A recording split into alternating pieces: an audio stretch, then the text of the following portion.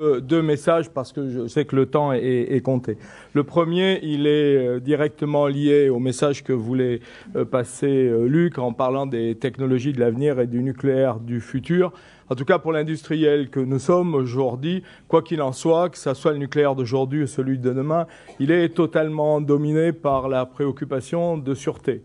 Et donc aujourd'hui, un certain nombre de technologies qu'on a vues aujourd'hui, de celles qu'on développe, on est persuadé que celles d'aujourd'hui sont tout le temps challengées par aujourd'hui ces préoccupations de sûreté. Et dans tout ce qu'on a vu aujourd'hui, ou d'autres solutions qu'on n'a pas eu le temps de regarder aujourd'hui, elles seront aussi d'abord challengées par ça. Alors c'est un sujet, parce que souvent dans les attendus qu'on a vus exposés, et nous-mêmes, dans nos soucis industriels, on met en avant beaucoup d'autres choses, l'économie des ressources, meilleure exploitation, etc.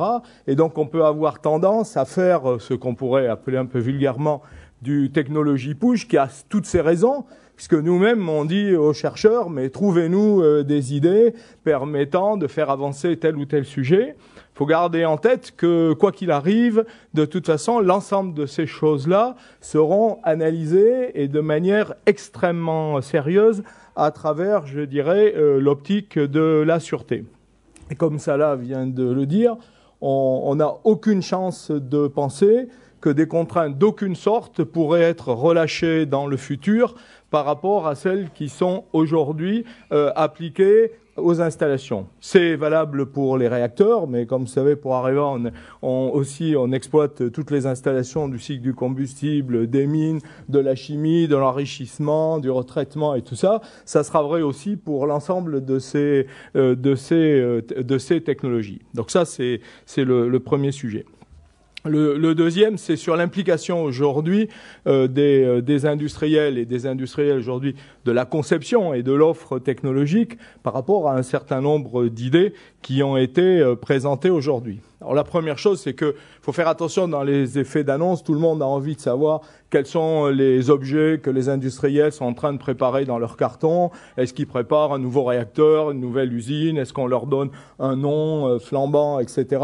Il y a d'autres manières aussi d'être impliqué dans la technologie que de dire on est en train de préparer un réacteur de tel ou tel type. Bon, la première chose qu'il faut quand même savoir, c'est que, comme ça a été dit par mon prédécesseur, on a accumulé beaucoup d'expériences sur les technologies nucléaires, y compris sur des choses qu'on n'exploite pas aujourd'hui industriellement. J'en ferai pas la liste exhaustive, mais bon, bien entendu, c'est des équipes qui sont aujourd'hui dans Areva, qui ont participé à Superphénix. On peut pas dire, pour nous, les technologies des rapides, c'est des technologies de demain pour lesquelles personne n'en a jamais vu la couleur à l'intérieur de la maison.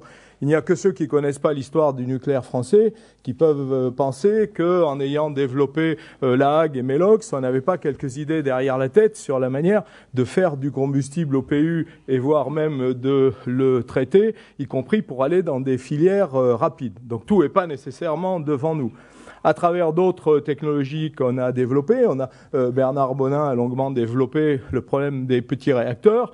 Aujourd'hui, oui, on a tout un tas d'interrogations pour savoir où est-ce qu'on peut en mettre, quelle taille, etc.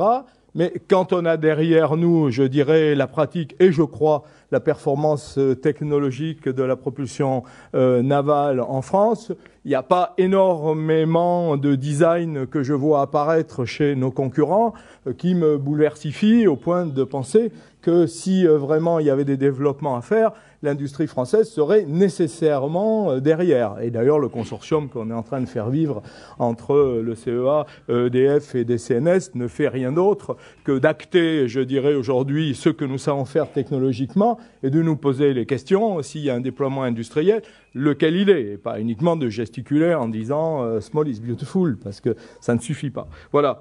Donc, on a cette expérience-là, et ensuite, une autre manière de vivre les technologies du futur, c'est d'être impliqué dans les projets qui se développent.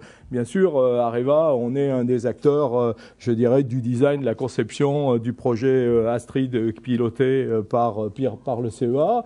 Lorsque se sont développés des projets de réacteurs à haute température, puisque Jacques Bouchard a dit que c'était un des éléments qui avait été évoqué dans Gen 4, le groupe Areva a fait des propositions, voire même aller jusqu'à un design de réacteur haute température dans l'optique de l'appel d'offres qu'il y avait aux États-Unis. Donc j'ai envie de dire, oui, les technologies se développent un peu dans tous les sens. Et pour traiter un sujet qui a été longuement débattu aujourd'hui, oui, on a fait pendant plusieurs années des études sur la compatibilité de combustible au thorium dans les réacteurs à eau qu'on utilise aujourd'hui, mais ça nous a été commandité par des clients. Et je pense que je ne trahirai pas un secret, puisque ça étant dit, il se trouvait du côté de l'Inde, ça a demandé de regarder. Donc on peut progresser aussi sur ces sujets, sans être obligé de dire on a une offre, parce que ça sera ma conclusion, on peut trouver de l'intérêt à beaucoup de choses, et c'est pour ça qu'il y a un directeur scientifique dans les entreprises. Après, c'est une autre chose de trouver un marché, c'est pour ça qu'il y a aussi un directeur du marketing.